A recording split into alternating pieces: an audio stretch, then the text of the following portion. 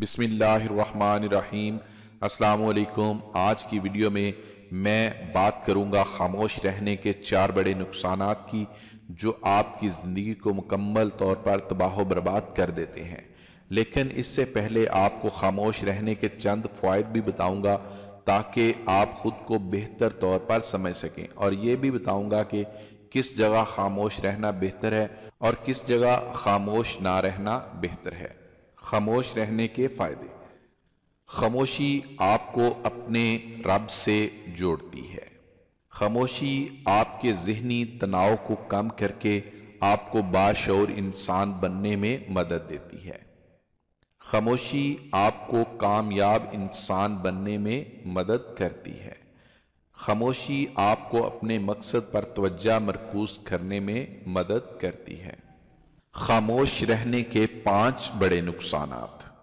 لوگ آپ سے دوستی نہیں کریں گے کیونکہ ان کے لیے آپ کو سمجھنا اور جاننا مشکل ہے۔ لوگ آپ کو اپنے مطلب کے لیے استعمال کریں گے کیونکہ خاموش انسان عام طور پر ایک اچھا انسان ہوتا ہے۔ لوگ آپ پر رعب اور دبدبہ چلائیں گے کیونکہ وہ جانتے ہیں کہ آپ نہیں لڑیں گے۔ لوگ آپ کو ایک متکبر شخص سمجھیں گے۔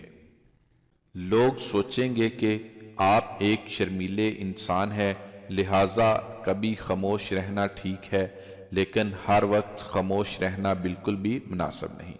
مزید یہ کہ جب آپ کی اقدار پر حملہ کیا جائے تو خاموش نہ رہیں کیونکہ لوگ آپ کو کمزور اور بزدل سمجھیں گے۔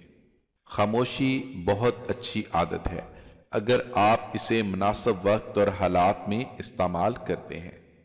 5 حالتوں میں ہمیشہ خاموش رہیں۔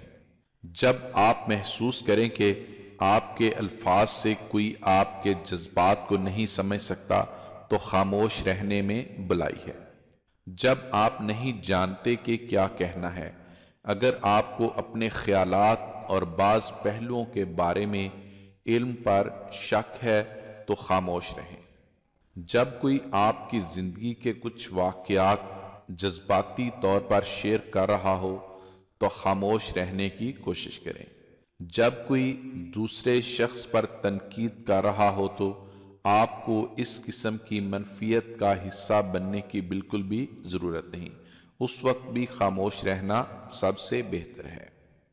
جب کوئی غصے اور نفرت سے چیختا ہے اور بڑبڑاتا ہے تو آپ خاموش رہ کر اس شخص کو پرسکون کر سکتے ہیں۔ بہت سی باتیں ایسی ہوتی ہیں جن کے جواب میں ہم ٹھیک ہے کے علاوہ کچھ نہیں کہہ سکتے، جبکہ وہ کسی بھی طرح ٹھیک نہیں ہوتی۔ یہ بھی خاموشی کی ایک قسم ہے۔ پسند آئے تو لائک اور شیئر بھی کر دیں۔ دعاؤں میں یاد رکھیے گا۔ اللہ حافظ۔